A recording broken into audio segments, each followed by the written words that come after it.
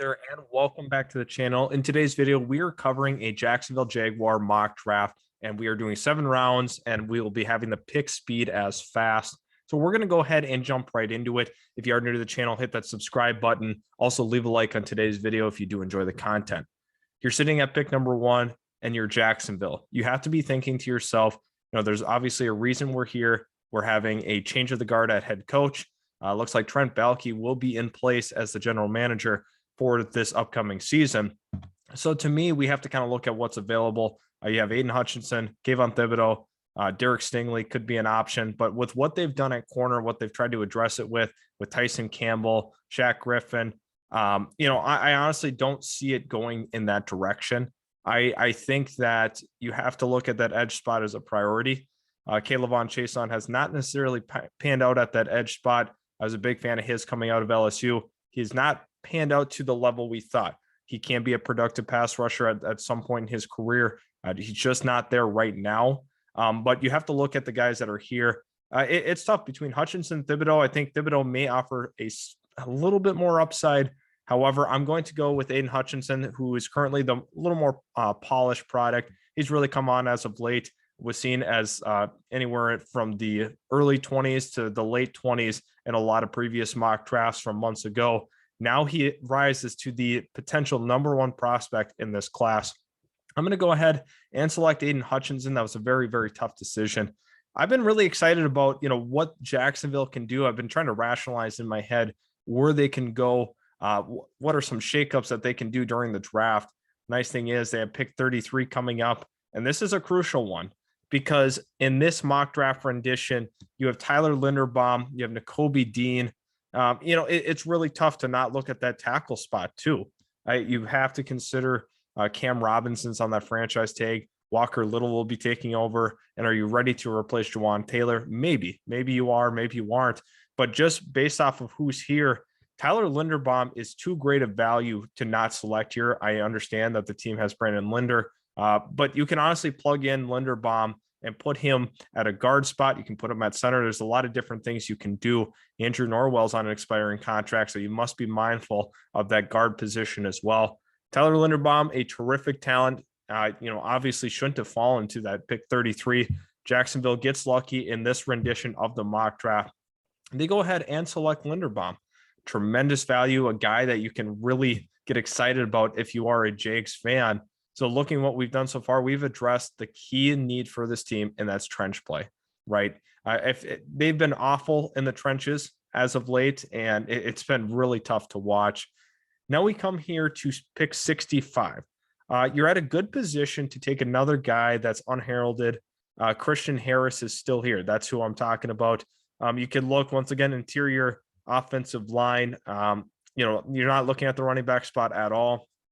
Toa could be interesting from Bama, but I'm going to go with a guy that's being completely slept on in this mock draft. Christian Harris was thought to be a first-round selection earlier on in the draft process. Hasn't necessarily lived up to that first-round projection. However, I think he's a great addition to that linebacking group. You have Miles Jack. You have Christian Harris. I'm not sure exactly what the plan is with Wilson moving forward, but I'm going to go ahead and select Christian Harris. I think this makes a lot of sense for this team. I mean, you look at it, and they have to be mindful of where they're at contract-wise with a lot of their roster. Now we look here at pick 70. Pick 70 is a nice pivot point for them. It's really tough with the construction of the roster. They traded for Dan Arnold, so maybe they feel that they are good at the tight end position. Once again, you can look on that interior, that offensive line. Ben Barch has been having to really fill in and have a lot of playing time for this team.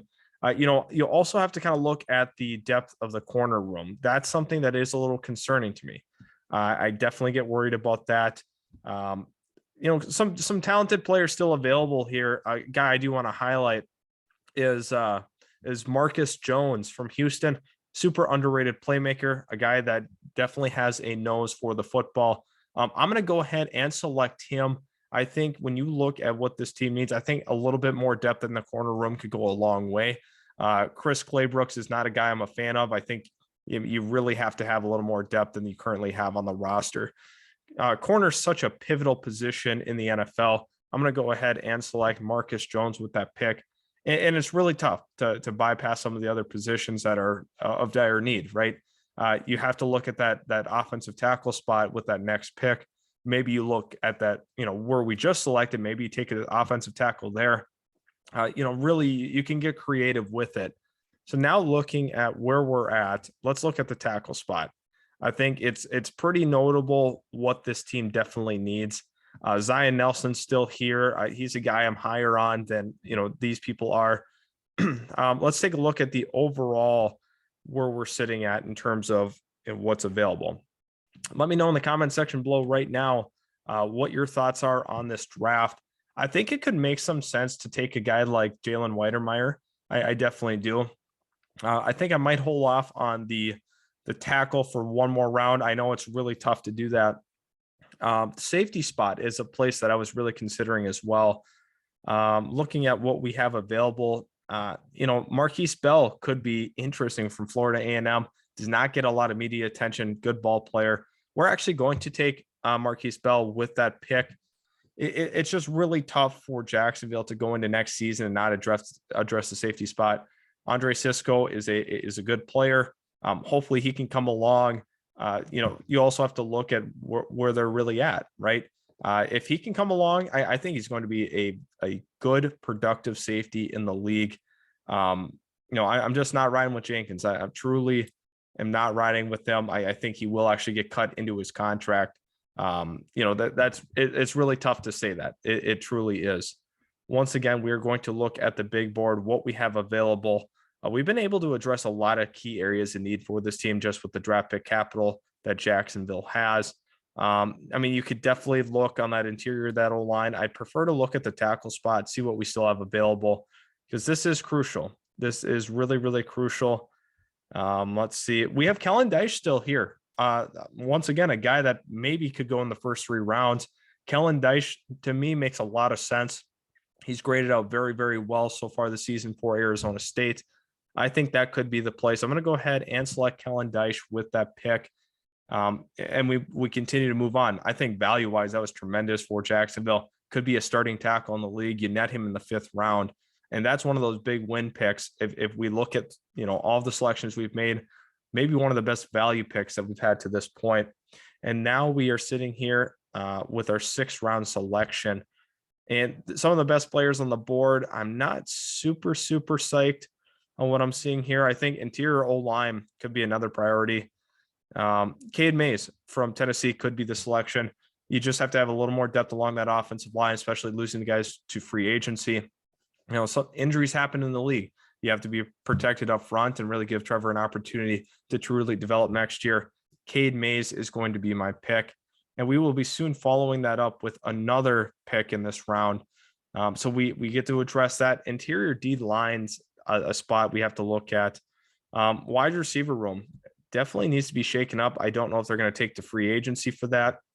I think depth-wise, they said, okay, Laquan Treadwell will probably be back next year. I think Jalen Naylor, a guy that's being super underrated in a lot of these projected rankings, very, very talented player from Michigan State.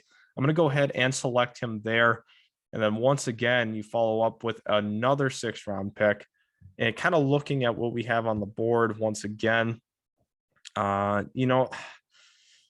You're kind of getting into the territory where you're kind of splitting hairs. I think a depth tight end could make some sense for this team. Currently with what they have on the roster, this guy definitely could make it. And once again, contract situations. James Mitchell from Virginia Tech, he makes a lot of sense with what they're trying to do. I'm going to go ahead and select him at pick 195. And then we have another 6th round pick. Jacksonville's loaded up. Expect them to really package some of these picks and move up in the draft if that's what they need to do in the earlier rounds. Because adding a lot of players like this, sometimes it's really tough to get guys playing time. I think interior D line could make some sense. DJ Dale from Alabama, I think he's the pick. I really do. They definitely need some more depth along that defensive line, especially on the interior. So I'm going to go ahead and select DJ Dale with that pick. I like what we've been able to do. We've been able to get a little creative. We filled a lot of team needs. At this point in the draft, like I said, they're probably going to package up some of those picks. And kind of looking at what we have now, I'm going to just scan over the backup quarterbacks. It's just I'm just not loving what we have, to be completely truthful, at the backup quarterback position. Maybe a depth running back could make some sense. I know they definitely they're loaded there. I mean, James Robinson's going to be out. Um, yeah, Travis Etienne will be in the room next year, hopefully, if he's healthy. And then my hope is that they cut Carlos Hyde. He's going to be making about $3 million next year. They can get off of that money. Jarian, I don't know. This is a really tough one. I think we're going to go back for a little more depth along that interior of that line. Ben Brown from Ole Miss will do the job. So looking at what we've been able to do, we've addressed a ton in the trenches. That's really critical for this team. Who knows exactly? Man, Trent Baalke is going to have a lot of picks on his hands. He definitely does. I think another depth linebacker makes some sense, because they're going to be playing. We've seen it this year. Mike Jones Jr. from LSU is going to be the play here. A lot of back end selections that you can kind of get creative with. So I'm kind of excited for what they have to do, what they can do to package up and move in that first round, second round. There's so much options with this team. We'll go ahead and take a look at what those user picks are looking like right now. Taking a look in that first round, getting a guy like Aiden Hutchinson, instant impact defender. Tyler Linderbaum in the second round is huge. Christian Harris, Marcus Jones, super underrated. Marquise Bell, another really, really talented player in that back end.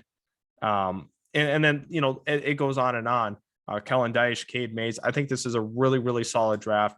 Jacksonville can do a lot of different things with what they want to do, especially at the top of the draft. Who knows? Maybe they're crazy enough to trade down. A lot of holes on the roster. We'll see what they want to do with these draft picks. Thanks again for tuning in. Hit that subscribe button if you are new. Also, please leave a like on this video if you do enjoy the content. We appreciate all the support we've had over the last couple of weeks, and we will catch you guys in our next video.